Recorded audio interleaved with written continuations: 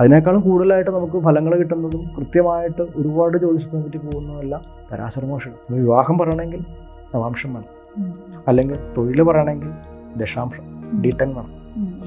അതുപോലെ ഓരോന്നിനും കുട്ടികളെ പറ്റി പറയണമെങ്കിൽ സപ്താംശം. സപ്താംശത്തിൽ ദോഷങ്ങളുണ്ടെങ്കിൽ കുട്ടികളുണ്ടാവില്ല. കുട്ടികളുണ്ടാവാത്ത ദോഷം നമ്മൾ ആദ്യം നോക്കാനുള്ളത് സപ്താംശത്തിലേക്ക് പോകണം. ജോലി സംബന്ധമായിട്ട് കുഴപ്പമുള്ള ആൾക്ക് നേരെ പോകുന്നത് D10 ചാർട്ടിലേക്കാണ്. ദശാംശത്തിൽ എന്ത് ദോഷം നോക്കിയാൽ നമുക്ക് കൂടുതലായിട്ട് ഫലങ്ങൾ കിട്ടുള്ളൂ. മധു സാർ ധാരാളം പ്രവചനങ്ങൾ നടത്തിയിട്ടുള്ള ആളാണ്, പല രീതിയിലുള്ള പ്രവചനങ്ങൾ നടത്തിയിട്ടുള്ള ആളാണ്. അത് നമ്മൾ ജ്യോതിഷവശാലാണോ അതോ നമ്മുടെ സമയം നോക്കി ഒരാളുടെ ജന്മസമയവും ബാക്കിയുള്ള കാര്യങ്ങളൊക്കെ നോക്കിയിട്ടാണോ അത് സാധ്യമാകുന്നത്? ഞാൻ സാധാരണ പ്രവചനങ്ങൾ എന്ന് പറഞ്ഞാൽ നടത്താൻ നമുക്ക് കൃത്യമായിട്ടുള്ള ജനിച്ച ദിവസവും സമയവും സ്ഥലവും വേണം. അതെടുത്ത് ജാതകം എടുത്തിട്ടാണ് നമ്മൾ പറയുന്നത്. ഇതനുസരിച്ചാണ് ഞാൻ എന്തെങ്കിലും നോക്കുന്നത്. അല്ലാതെ പ്രശ്നം വെച്ചുള്ള രീതി എനിക്കില്ല. കൃത്യമായിട്ട് ജനിച്ച ദിവസവും സമയവും സ്ഥലവും ഉണ്ടെങ്കിൽ നമുക്ക് ജാതകം എടുത്തിട്ട് അതിൽ നിന്നാണ് പറയുന്നത്. അപ്പം ഞാൻ നടത്തിയ പ്രവചനങ്ങളെല്ലാം അതിനെ ബേസ് ചെയ്താണ്. ഇപ്പം കർണാടക ഗവൺമെൻറ് കഴിഞ്ഞ പ്രാവശ്യം താഴെ പോകുമെന്ന് പറഞ്ഞു. BJP സിദ്ധരാമയ്യ ജാതകം നോക്കിയിട്ടാണ് പറഞ്ഞ് കോൺഗ്രസ് വരും, BJP പോകും എന്ന് പറഞ്ഞു. വന്നു. സുരേഷ് ഗോപി ജയിക്കുന്നു ഇട്ടിട്ടുണ്ടായിരുന്നു. എൻ്റെ യൂട്യൂബ് ചാനൽ, ഫേസ്ബുക്ക്, ലിങ്ക്ഡിൻ എല്ലായിടത്തും നേരത്തെ തന്നെ പോസ്റ്റ് ചെയ്തിട്ടുണ്ടായിരുന്നു. സുരേഷ് ഗോപി ജയിച്ചു. അതുപോലെ നരേന്ദ്രമോദി വലിയ ഭൂരിപക്ഷത്തോട് തിരിച്ചു വരുന്നു. അദ്ദേഹത്തിൻ്റെ ജന്മസമയം നോക്കിയിട്ടാണ് പറഞ്ഞത്. പിന്നെ അവസാനം പറഞ്ഞത് ഇപ്പോൾ ഇദ്ദേഹത്തിൻ്റെ ഈ അമേരിക്കൻ പ്രസിഡന്റ് ഡൊണാൾഡ് ട്രംപ്, അതും അദ്ദേഹത്തിൻ്റെ ജന്മസമയവും കാര്യങ്ങളൊക്കെ ഡാറ്റാബേസ്, ഇന്റർനാഷണൽ ഡാറ്റാബേസിലുണ്ട്. എല്ലാ ലോകത്തുള്ള എല്ലാ ജ്യോത്സ്യന്മാരും എടുക്കുന്ന വിശ്വാസയോഗ്യമാണെന്ന് തോന്നിയിരിക്കുന്ന ആ സമയം എടുത്തിട്ടാണ് നമ്മൾ പ്രവചിച്ചിട്ട് ഫലങ്ങൾ പറയുന്നത്.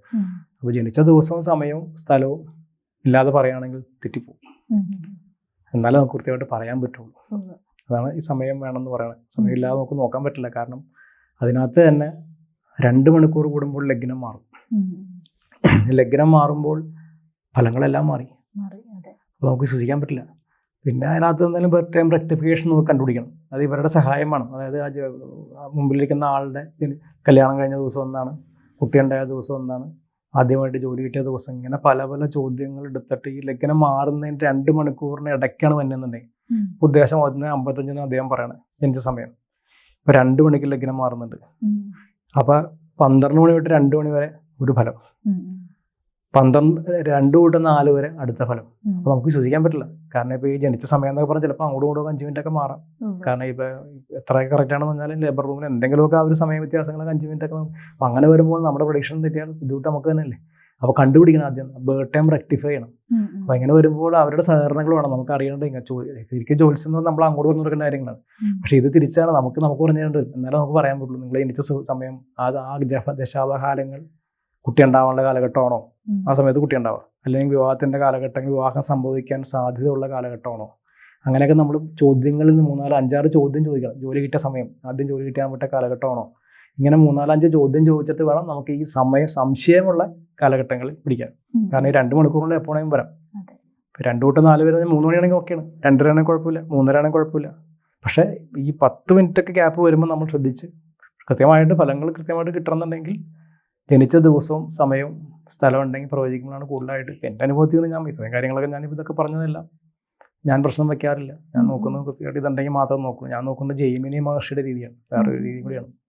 ഇവിടെ കൃത്യമായിട്ട് ജ്യോതിഷത്തിൽ 3 രീതികളുണ്ട്.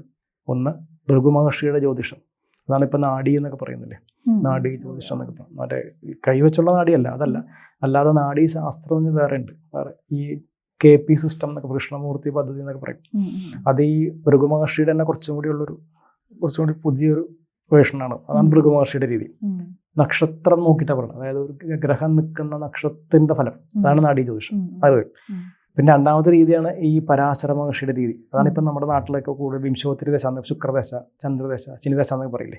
ഇതെല്ലാം വരുന്നത് കൂടുതലായിട്ട് വരുന്നത് പരാശര മഹർഷിയുടെ രീതി. അപ്പോൾ ഈ ഹോരാശാസ്ത്രം വരാം. ഞാനിപ്പോൾ അടുത്ത രീതി, മൂന്നാമത്തെ ജ്യോതിഷം എന്ന് പറയുന്നത് ജെയ്മിനി മഹർഷിയുടെ രീതി. ഞാൻ കൂടുതൽ അതിലാണ് നോക്കുന്നത്. ഹോരാശാസ്ത്രം എന്ന് പറഞ്ഞാൽ അനവധി മഹർഷിമാർ എഴുതിയിട്ടുണ്ട്. അവരുടെ ഇതിനെല്ലാം പറഞ്ഞത് ഹോര എന്ന് പറഞ്ഞു. എല്ലാവരും അവരുടെ ആ പേര് ചേർത്ത പറ. വരാഹ മഹർഷിയുടെ, വരാഹമീരിൻ്റെ ശാസ്ത്രത്തിൻ്റെ, ഇദ്ദേഹത്തിൻ്റെ ഇതിൻ്റെ പേര് വരാഹഹോര. പരാശര മഹർഷിയുടെ പരാശര ഹോര. അപ്പൊ പരാശര മഹർഷിയുടെ ഹോരാശാസ്ത്രമാണ് ഏറ്റവും ആദ്യം വന്നേക്കുന്നത്. കാരണം പരാശര മഹർഷി ഏകദേശം ഒരു 5000 വർഷങ്ങൾക്ക് മുമ്പുണ്ട്, കലിയുഗത്തിനൊക്കെ മുമ്പേനുള്ള മഹർഷിയാണ് പരാശര മഹർഷി. അപ്പൊ അദ്ദേഹത്തിൻ്റെയാണ് ഏറ്റവും കൃത്യമായിട്ടും ഏറ്റവും ആദ്യം വന്നിട്ടുള്ളതും ഏറ്റവും ഒതന്റിക് ആയിട്ടുള്ള നമുക്ക് ജ്യോതിഷത്തിൽ ഡിപ്പെൻഡ് ചെയ്യാൻ പറ്റാവുന്ന ഇതുള്ളത് അദ്ദേഹത്തിൻ്റെയാണ്. അപ്പൊ അദ്ദേഹത്തിന്റെ ഹോരാശാസ്ത്രമാണ് കൃത്യമായിട്ട് നമുക്ക് കണക്ക് കൂട്ടിയിരിക്കുന്നത്.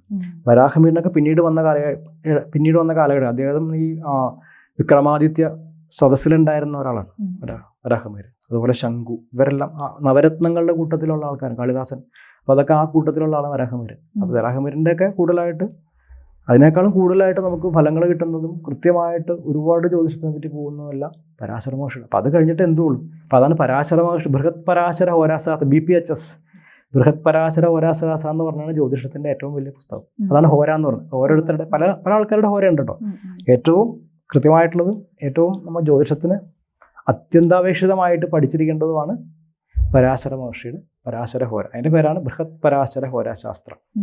അതിലൊരുപാട് പല കോമ്പിനേഷൻസ് പറഞ്ഞിട്ടുണ്ട്. അതായത് നമ്മൾ ഈ ഡിവിഷണൽ ചാർട്ട്സ് എന്നൊക്കെ പറയില്ലേ, ഒരുപാട് ഈ ജ്യോതിഷം. ഇപ്പൊ നമുക്ക് വിവാഹം നോക്കണമെങ്കിൽ നമ്മൾ കൂടുതലായിട്ട് ഗ്രഹനിലയെന്ന് കിട്ടില്ല, അങ്ങനെ നവാംശം നോക്കണം.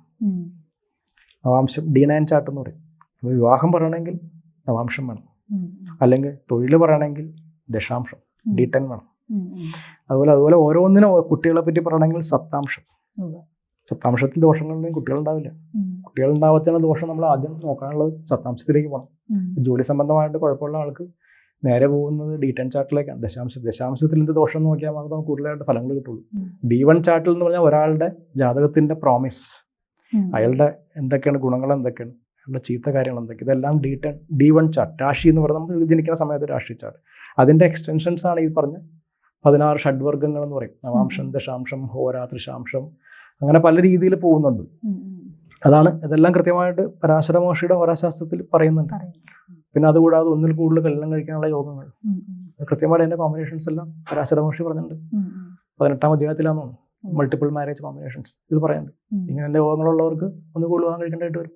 കൃത്യമായിട്ടുള്ള യോഗങ്ങളാണ്. അതുപോലെ ജൈമിനി ജ്യോതിഷം കൂടി പറയുന്നുണ്ട്. ജൈമിനി മഹർഷിയുടെ ശാസ്ത്രം കൂടി പരാശര മഹർഷി പറയുന്നുണ്ട്. അത്യാവശ്യം വായിച്ചിരിക്കേണ്ട പുസ്തകം.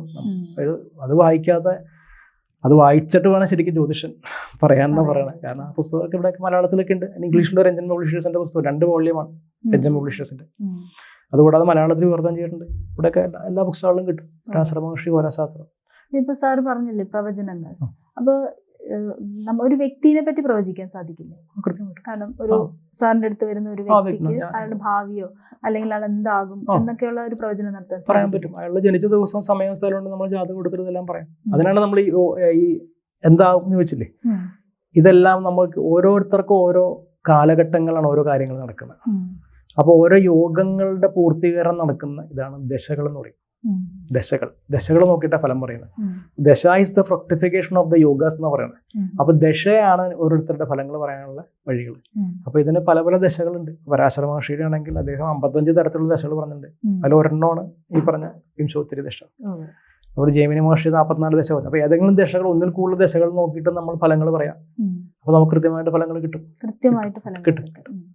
അപ്പോൾ കുറച്ചുകൂടി ആളുകൾക്ക് എളുപ്പമാവും. അതായത് ഏത് വഴിയിൽ സഞ്ചരിക്കണം. അതെ. ഓരോരുത്തർക്കും ഓരോ ജാതകത്തിലൊരു പ്രോമിസ് ഉണ്ടല്ലോ, ഇന്ന വഴിയിൽ കൂടുതൽ നല്ല മേഖലകൾ ഇതൊക്കെയാണെന്ന് നമുക്ക് പറയാൻ പറ്റുന്നുണ്ടെങ്കിൽ പറയാൻ സാധിക്കും.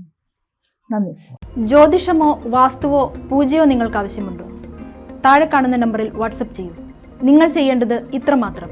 താഴെ കാണുന്ന നമ്പർ നിങ്ങളുടെ മൊബൈലിൽ സേവ് ചെയ്യൂ. അതിനുശേഷം ഞങ്ങളുടെ നമ്പറിലേക്ക് വാട്സപ്പിലേക്ക് ഹായ് അയക്കും. ജ്യോതിഷ സംബന്ധമായ എല്ലാ ആവശ്യങ്ങൾക്കും ABC മലയാളം നിങ്ങളോടൊപ്പമുണ്ട്. സമ്പൂർണ്ണ ജാതകം, സാധാരണ ജാതകമല്ല, സമ്പൂർണ്ണ ജാതകം. 75 പേജുകളടങ്ങിയ സമ്പൂർണ്ണ ജാതകം 250 രൂപയ്ക്ക് നിങ്ങളുടെ കൈകളിലേക്ക്. അതിനായി നിങ്ങൾ ചെയ്യേണ്ടത് ഇത്രമാത്രം. താഴെ കാണുന്ന നമ്പറിൽ ബന്ധപ്പെടുക. ജ്യോതിഷവുമായി ബന്ധപ്പെട്ട എല്ലാ വിശേഷങ്ങളും നിങ്ങളിലേക്കെത്താൻ ABC ജ്യോതിഷം സബ്സ്ക്രൈബ് ചെയ്യുക.